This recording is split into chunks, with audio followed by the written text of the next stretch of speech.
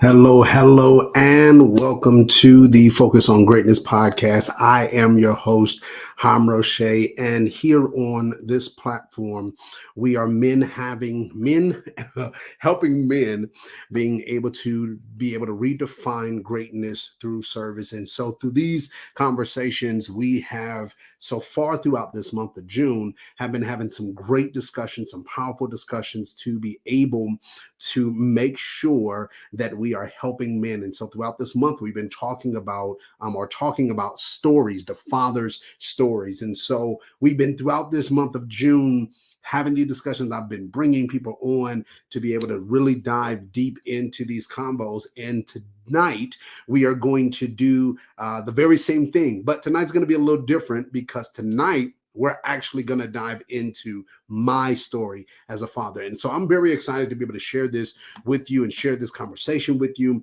dive deep into this. I'm going to try my hardest not to jump on here and be crying and all of those different pieces of that. But what I do want to make sure that I am doing is sharing this story. So before we dive in, before we go any deeper, I want to make sure that you are making sure that you are following, supporting, helping this podcast, because I believe that this podcast is already effectively helping people, helping men in different various of ways. And so for this to continue, I need you to continue to not only come on and be a part of the conversations, but make sure that you be nice to somebody else and share the conversation with them.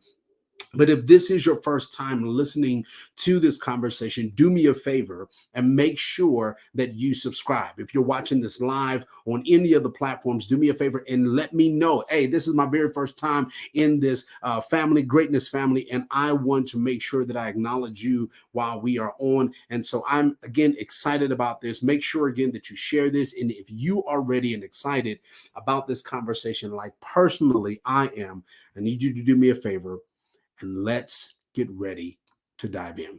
You ready? Let's go.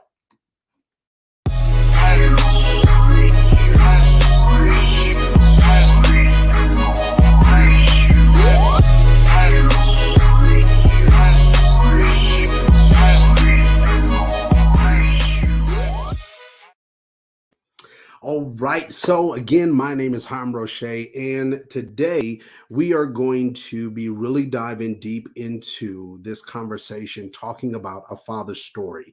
One of the things that I love to be able to really love and dive into is I'm just one of those people that love documentaries. I love learning about people's story, love learning about what the ins and outs, the ups and the downs that people go through. And one of the things that I realize in learning people's story is that I'm able also to be able to see and learn not just about their story, but things that I can be able to do. A long time ago, I learned about this context in reference to when it comes in reference to our experiences, that sometimes we can go through experiences and learn from those, but we also can be able to learn from the experiences of other people. And so today, what I wanted to do is, because throughout this month of June, I have focused in on dealing with and looking at men and fathers. I thought that it would be applicable. I thought that it would be a nice gesture, a nice thing to be able to now have a conversation and share with you my story. I've been honored to be a father of two sons. And so, for those that have been watching, those that have been following, those that are a part of the Greatness Tribe, already that, got a chance to meet my mom. You got a chance to be able to hear and talk to and listen to my dad. And you've learned and seen throughout this story that I was raised as a single with a single parent in a single parent home. I was raised by my mom. And one of the things that ended up happening when after I got married, and as I got older, when I got married, when it was time to be able to have our first son, personally, I was terrified. I remember the day that my wife set me down to be able to give me the news that we were about to have our first son.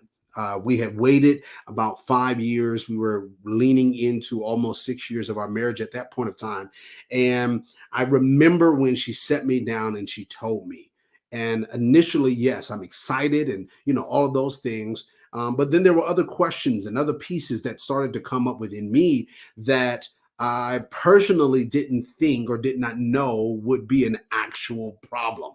And so I don't know if you are watching or if you're listening, and you might be one of those people as well, like myself, where sometimes when you hear certain news that you have been waiting for, that you've been in anticipation about, that sometimes what ends up happening is when that moment comes, now there's other questions and other things that start to come up, and not about what you were excited about. No, more so what it is in you. And so that's some of the things that end up happening with me.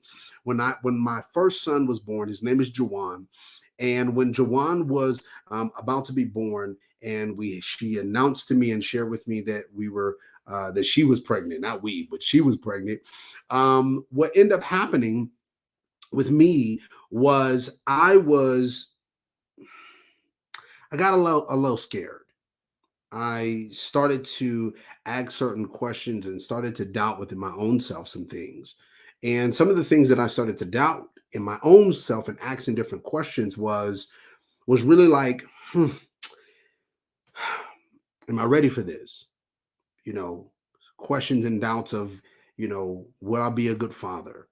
Again, I was raised with just my mom, and she did not remarry until I was almost about 15 years old. And in between those times, yes, I've spent time with my father. And yes, I had different men that were around me and different men that were a part of my life that were some form of example. I had my godfather, which has been on the page or on the podcast.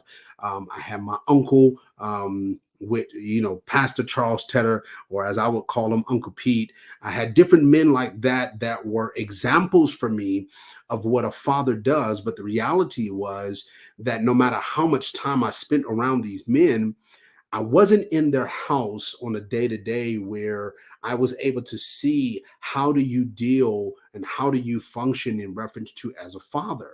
And so in my mind, when Jawan was about to be born, again, my fear of me not being good enough as a dad started to pop up. Then the questions of, okay, can we, how can I make sure that my family's going to be good? Is this going to be okay? Is this going to be okay? What, started questioning all these different things. And then I started to question some other pieces within my own self. Not only will I be good enough as a father, but then it was, but what if I mess up? What if, what if I can't give him everything that I want him to have? What if, me being an only child and raised as an only child for so many years, I don't want him to experience the same things I experienced. So I started going through in my mind of questions of, okay, what things do I want to make sure that my son learns, and what things do I want to make sure that I pour in? And reality of this is through these moments, this stuff that I'm sharing with you, I don't even think I had the time or did speak or communicate with my wife about. These were things that I was internally feeling in the preparation of doing this. Can I protect him? Will I be able to be that thing that he needs? And then I started to have this question and statement that I used to make to myself is, I'm going to be for him what I did not have. I want to make sure that he has everything that I didn't have. And sometimes, we go through that mindset, and then in that process of thinking and in that process of going through that, sometimes we think about all the gifts or all the things that we can be able to provide, and all the stuff we're going to buy them, and all of these different aspects. And so I remember when um when he was born, and we were in the hospital, and just the excitement of our first child together, our first son. And through that moment and through that time of being there with my son, um I felt the emotion of just gratefulness. And I realized in that moment that some of the fears that I was dealing with in the entry of even before he came had nothing to do with him. It was things that were revealed inside of me. And being very honest, I think I even went through that same pattern or more when it came to our second son, Isaiah. I knew that these were going to be two men at one time of their lives, and I wanted to make sure that I was the best father that I could be and the best man that I could be. And I answered this specific question to my own self when it came in reference to would I be good enough? Would I be good enough as a father? Will I be, being able to not only be good enough, but making sure or wanting to be able to give them everything that I did not have? And as a parent, again, I've heard this so many different various of times with so many different people. But what I came to realize is that I was already giving them something I did not have. And that was me. Not per se just me as a father, and then me being able to be in the house with them, and me being able to have a day to day where I give unto show them and teach them different experiences and life lessons through life experiences. But I was able to give unto them something that could probably never get, and that was me. And that was me with all my experiences. That was me with all the things that I struggled with. That was me with the lessons that I have learned throughout my time and tenure. When we had our first son, I was still in my early 20s, got married very young. And so it was a lot of different things that I was able to teach both of our sons because of those experiences. Now, when Jawan was born, I had these doubts and these feelings, and sometimes being very honest, as a father, as a husband, as a man in general, there are moments in time where I have still questioned. Am I good enough? There's moments in time where now, because they're getting older and we've been able to start seeing more and more of their personalities come out, it's, man, I wish I would have dealt with X before it got to them. So prayerfully they wouldn't have had to struggle with that. With our youngest son, our second son, Isaiah, specifically, he is so much like me. He's so much like me, energetic, a very big heart, very compassionate, all of those different things. He deals with his temperament, his anger, and all those pieces. And some of the struggles that I see him going through are things that I know that I went through. And sometimes we hear the statement of like, oh, when you're a parent now, you're going to get this very thing that you gave unto your parents. And so in some sense it's like, man, now I'm feeling it, but I'm looking at it also in a different lens. I get a chance to be able to see my son's struggles, both of my sons, and their struggles and moments.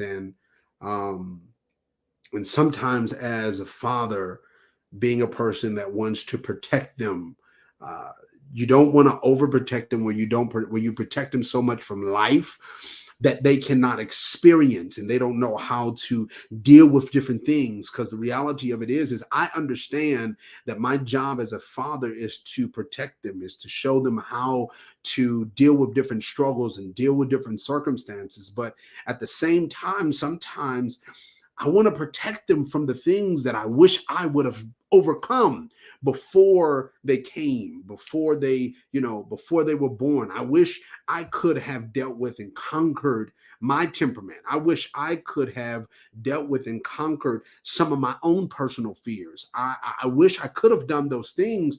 And sometimes looking at my sons, I see my godmom on here, and she's saying I'm doing a great job.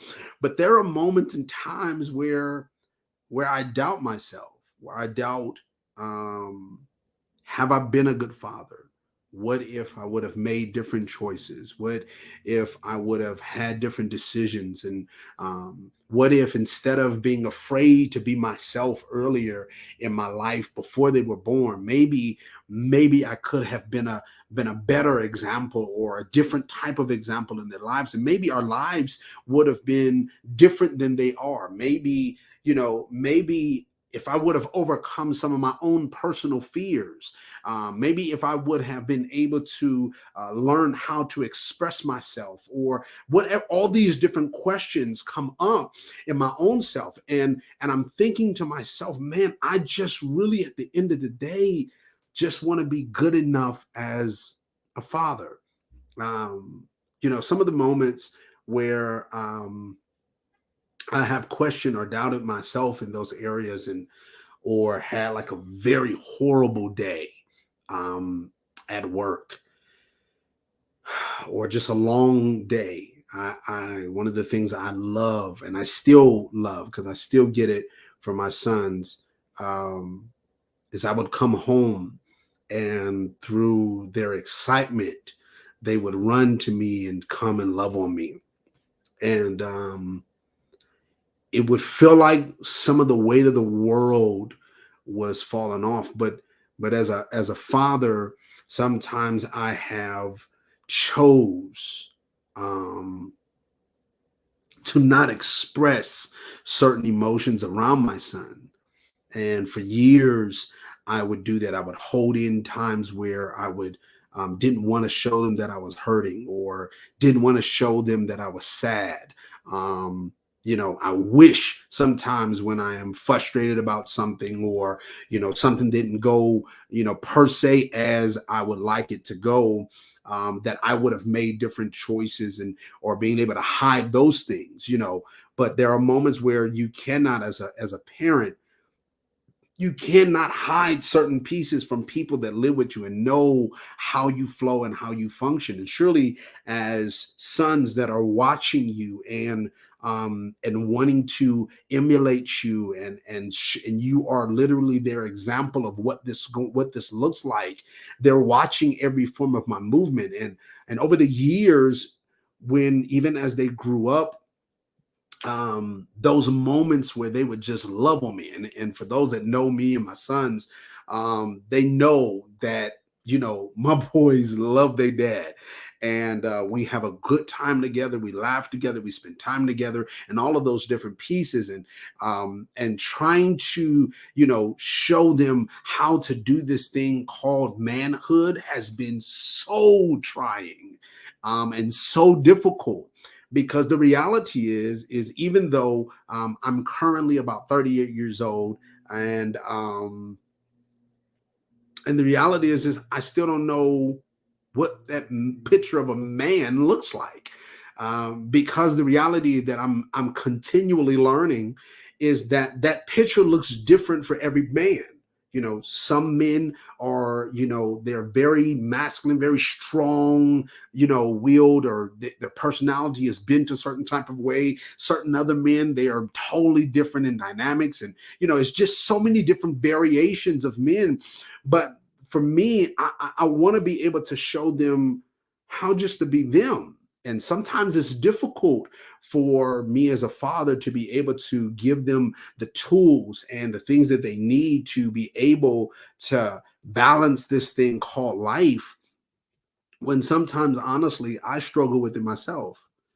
Um, some of the men that, not all, but some of the men that were examples for me in my life, and these are the lessons and the things and the tools that are in my tool shed for me to use to be able to teach my sons how to do this thing called life. Majority of them, I didn't see them cry, um, or uh, do certain emotional type pieces. And so teaching my sons this thing called balance, um, allowing them to be able to know that it's okay when you are hurt to cry. It's okay when certain things happen to be able to express your emotion. Teaching them, trying to teach them the beauty of communication and being able to communicate how you feel in the moment. These are things that personally I struggled with all of my life because I was so much an introvert in some sense. I would rather suppress it because there were people around me that wasn't communicating like that. They wasn't telling you how they felt about whatever. They wasn't showing you or sharing with you how where they were when it comes in reference to their feelings. It was certain things that I was not taught to be able to do in that certain way.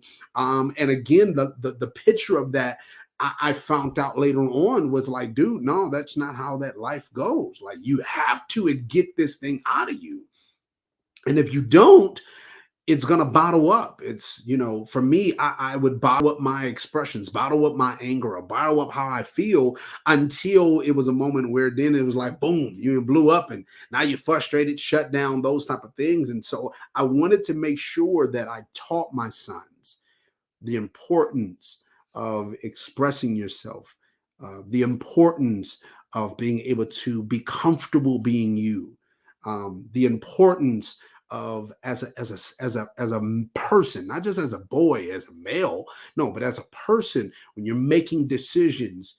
Make sure that the decisions that you're making is not because you're trying to do something to please someone else, or you're trying to do something to make sure that you fit into some form of mold or some form of clique, but just be yourself. And in you being you, there will be people that are gravitating to the person that you are.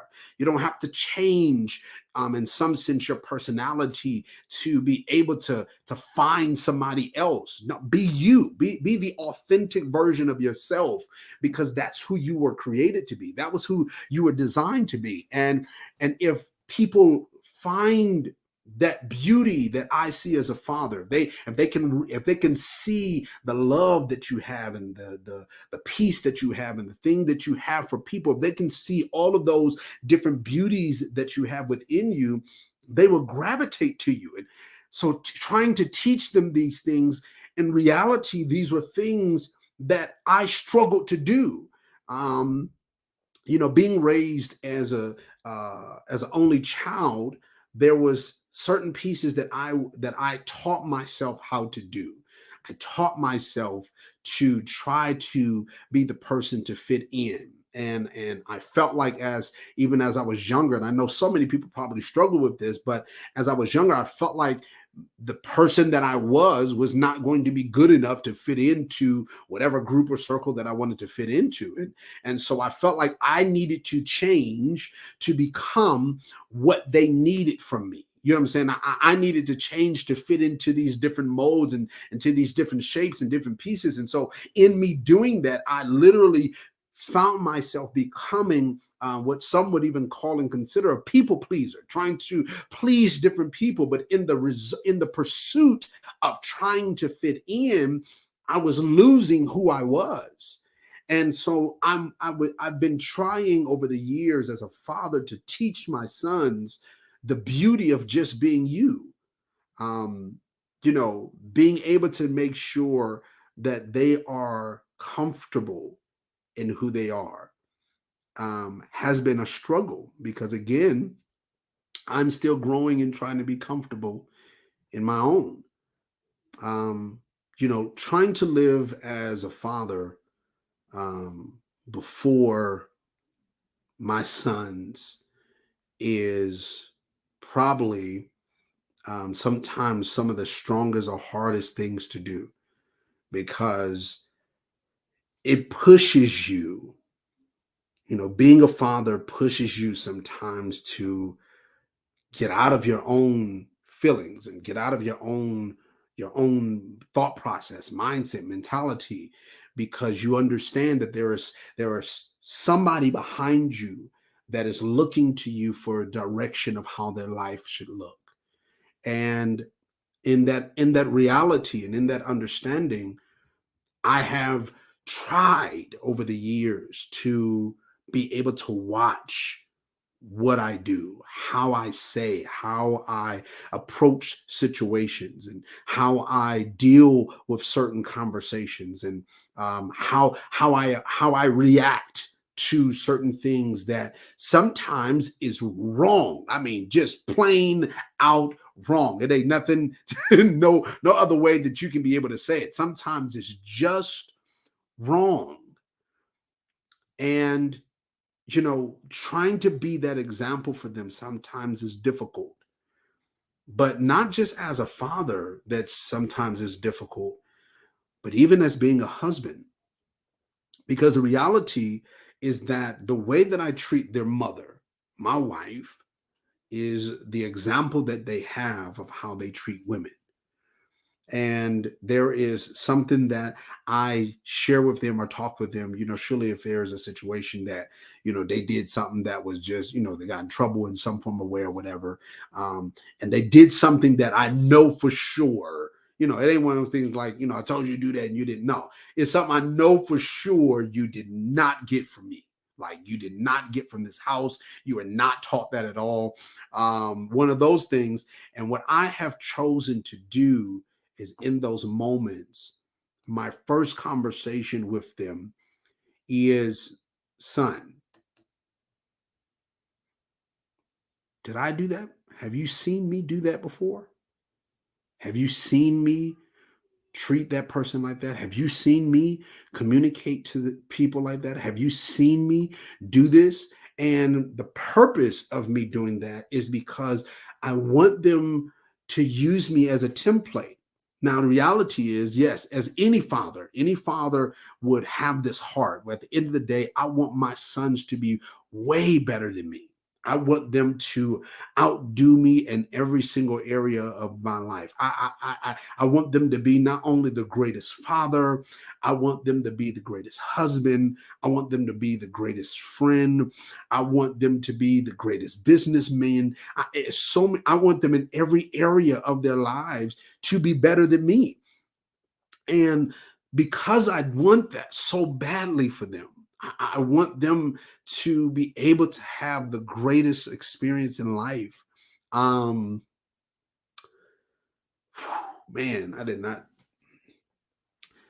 I want them to. I want to make sure I pour so much, and sometimes I pour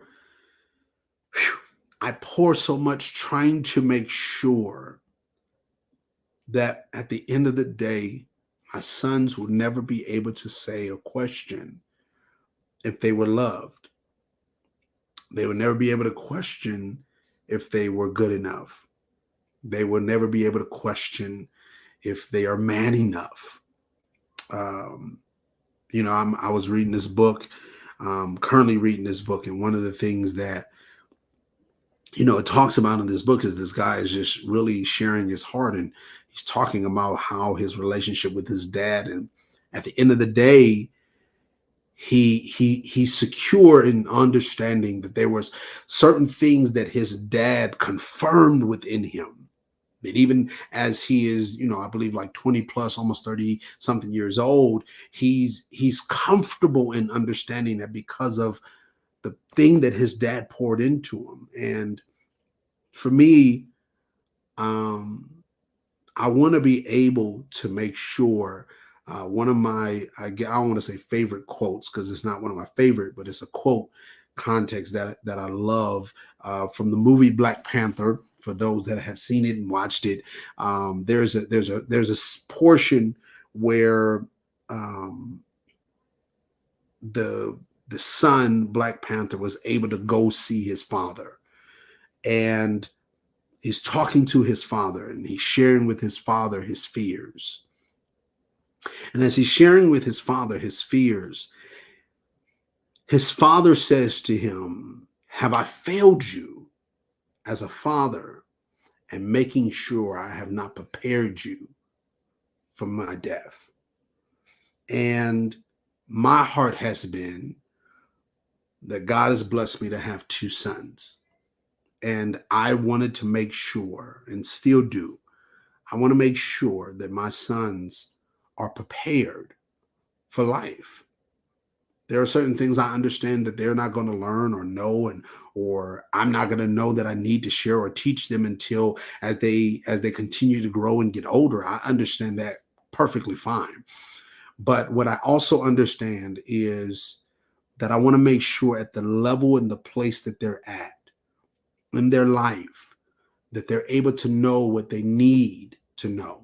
They're able to get the understanding that they need. They're able to get the tools that they need. So if or when life happens, um, and I'm not able to be a phone call away, when life happens and you're not able to come and just visit me because I'm no longer here, you have the tools that you need to live life. And so I push myself. But sometimes I question, is the way that I'm going about it the right way? As is me showing you work, keep going, keep going, keep going. No matter how you feel, if you're hurting, if no matter what's going on, you just keep. Is that the right example to be able to show them? Is that's the picture that I want them to have? Yes, I want them to be passionate about whatever they do. Yes, I understand that going after a goal or going after a dream or a desire of yours cost. Sometimes it sacrifices time, and it sacrifices certain you have to give up certain things to achieve the things that you want. I understand that, but sometimes I question, am I teaching them certain things the right way? Am I teaching them to keep going even when you're hurting and you'll heal in the process, which reality, sometimes that's not truth. Am I teaching them right in certain times where I'm wanting them to express themselves and I'm wanting them to communicate themselves? And for anybody that knows either one of my sons, they're very open when it comes to our conversation. And they'll be like, but Dad, you don't talk. We know you're frustrated. We can see that you just hold it in. So why are you sharing or telling us to be able to do something in this aspect, that being very transparently honest, you're not doing it consistently. You're not doing that like that. And going through these processes like this has been one of those things. I know that I'm growing continually as a father. And I don't ever want to stop, being honest. I don't ever want to stop growing and developing, because one of the things I realize is that every season of life is going to be different. It's not only about age, sometimes it's about seasons. My oldest son right now, he's 10, and this year will be turning 11. And I understand that in different seasons of his life, he's going to need another type of teaching. My youngest son, he's 8, turning 9 this year. And I understand the same thing with him. And I understand also that both of them, I cannot teach them the same way, even though it might be the same type of lessons, but their learning experiences are going to be different because their personalities are different. And I understand that. But I also understand that because there's different seasons, that means for me, I have to continue to grow. And for the father that might be watching or listening, and you might be saying, man, listen, I hear what you're saying, and I understand how you're feeling. I understand the pressure of being a father. I understand the pressure of not wanting to be able to give them your best. And sometimes you wanting to give them your best, sometimes you sacrifice so much. And sometimes in that sacrifice, you feel like later on down the line that you might have sacrificed their time. Um, I want to encourage you as well. And sometimes in me, I'm learning that sometimes I have to just forgive myself and make adjustments. As long as I have time as a father, I can forgive and make the adjustments. If I see through my season that, hey man, this last season I did too much. Not I'm not talking about I did too much work, or no, I did too much. I was moving and doing so much over here that I was not dedicating time and pouring into my family. Because at the end of the day, I'm their example of what this is going to look like. How I treat them, how I treat others, how I treat their friends, how I treat people that we see on the streets, how I respond and react to situations, how I treat their mom. All of those things are things that they're learning from me.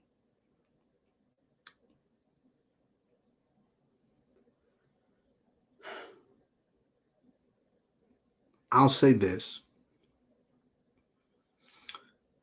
When I thought about being a father, when I thought about the experiences that I wanted to give my children as a father, at the end of the day, yes, I wanted to provide. Yes, I want to make sure that they are protected. Yes, I want to make sure that they are secure in who they are.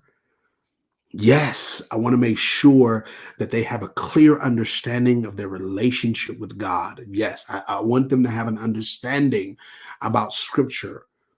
Yes, I don't want them to be religious minded, even if we have religious rituals that we do, going to church on Sunday or certain things like that. But I wanted them to be able to have a foundation. That's what I wanted to give my sons at the end of the day. And thinking about this now through this conversation, I think I can honestly state and say I haven't done it perfectly. And I'm not done. It's not like I'm going anywhere. I'm not done. Haven't done it perfectly, but I can say that I've done it. I've made sure that I've protected them in situations. I remember when my oldest Jawan, who was dealing with asthma, real bad when he was younger. And I remember when he had his first major asthmatic experience, and it broke me to my core, um, because I really thought that I was going to lose my son.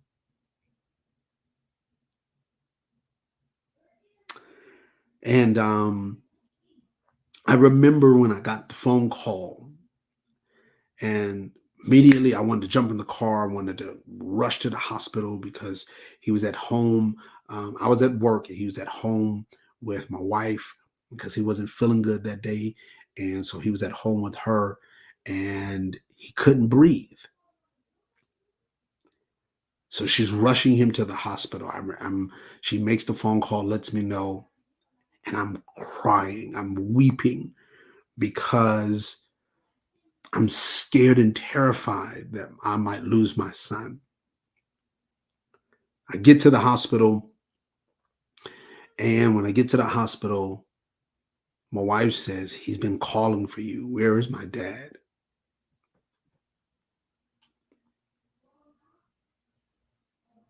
And in that moment, I realized how much he needed me, how important me being in his life is going to be.